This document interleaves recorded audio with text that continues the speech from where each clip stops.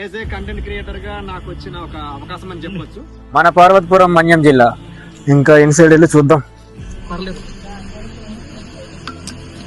తెలియని ప్రాంతాలకి ప్రయాణం అంటే ఇలానే ఉంటది.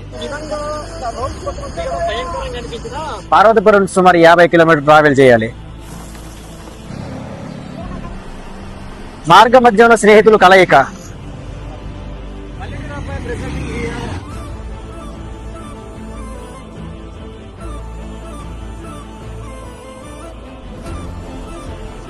ఓకే, మన మధ్యలో ఉన్న న్యూ కంటెంట్ క్రియేటర్స్ ఉన్నారు, వాళ్ళని 1 by 1 ఇంట్రడక్షన్ చేద్దాం.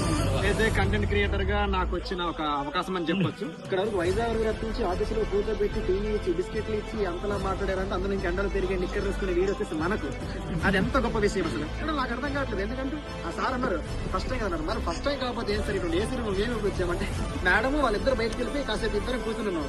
వచ్చి మరి ఇప్పుడేమనుకోలేదు, ఏమనుకోలేదు, పేమెంట్ చెప్పాను అన్నాను. అయినా సరే మీరు చెప్పండి అంటే ఈడప్పటికీ ఎస్ఎంఎస్ పెడుతుంది.